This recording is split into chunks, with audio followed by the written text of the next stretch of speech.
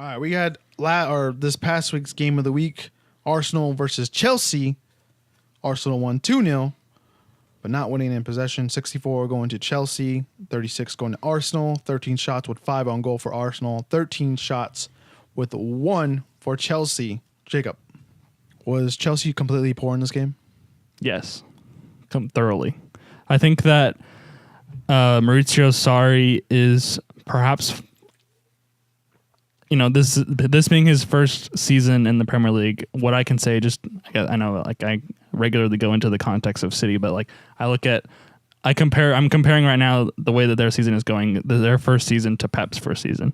And Pep's first season with City, he was very stubborn in his style of play, where like no matter who we were playing, like big club, small club, where they were in the table, how they were playing going into that game, like we played the exact same system every single time. And now I think over the last couple of years, what's made City so successful is that he's starting to tweak. Like there are little tweaks that he makes that makes the difference depending on who we're playing, sort of thing. And I think that Sarri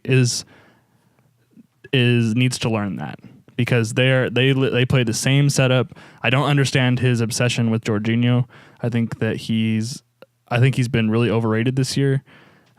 He has like his passing stats would tell you that, like he's one of the best passers in the league, but like all of his passes are sideways, like where they're just holding possession. He's not someone that like cuts through the defense through the opposition defense, like with a through ball or something like that. So I don't understand his obsession. Like he has the best holding midfielder in the world, basically, in Conte, but doesn't play him as a holding midfielder. And I don't understand that. I think it was a little bit exposed, like just how rigid and like stubborn he is in his system. And I think Arsenal were able to prepare for that and ultimately exploit it. And it should have been at least 3. Aubameyang should have scored like really early in the game. It was that one and the bicycle kick, either one of those. It just depended on like just the finishing. I would say the bicycle kick maybe, but the first one for sure he should have scored. Saying, one of those two chances. Yeah. So yeah, I do think they were poor, and I don't necessarily think that the individual players were poor. Not, I mean, obviously it's up to the players on the field to get the result, but I think that like they're being boxed in by Sarri a little bit. I think that does have something to do with it. Yeah, because in the final third, like yes, they possessed the ball more, but they didn't really do anything with it. And also in the final third, there was like nothing there. It was just like they didn't have like a target or a shot on target. It felt like I was watching United for a little bit there, honestly. And the back line again, like either it's David Luiz that comes out or Rudiger needs to come out. I don't know who it is, because they just cannot defend off a cross.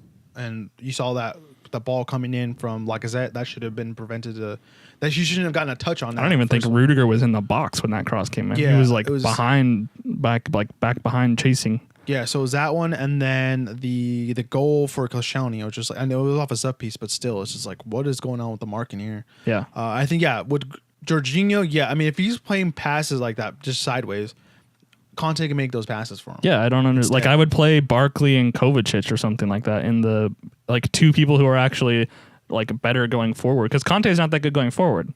I actually think that he's better than he gets credit for. Yeah. But like he's at a size disadvantage. Like just he can't get in the box and be helpful because he's so short. Mm-hmm. He's not going to win headers in the midfield or anything like that. So I would rather Conte be just like governing the game from defensive midfield and like intercept. He's so good at just like intercepting passes. Yeah. Like cutting out the danger, much like a Fernandinho or a Fabinho or something like that. Like he's even better than both of them. But also like he's not gonna.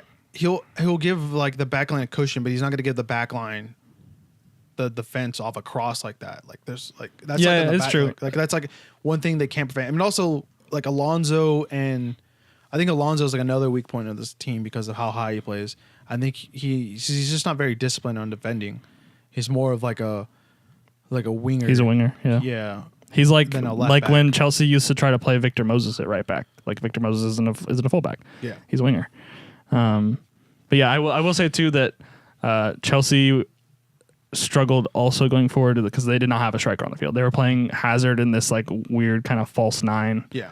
Up the middle, and like as good as Hazard can be, like he's not a striker. Mm-hmm. He is meant to be on that left wing and like cutting in from that side. So I guess is the Higuain thing 100% confirmed? Is that done? Okay, so Higuain's done. With that music that was going on. Oh yeah, that was okay. him. Okay, basically. So like they got so hopefully Higuain coming in will help them, because the way that they're playing, honestly, they could be in danger of having United and Arsenal pass them. Mm-hmm. I think that, and all three of you guys are in good shape because of we'll get to Spurs, but like everything that's going on there. To catch them. Right. Yeah. So like third place is in play again too. So it's going to definitely be a dogfight. Yes. Let's keep moving.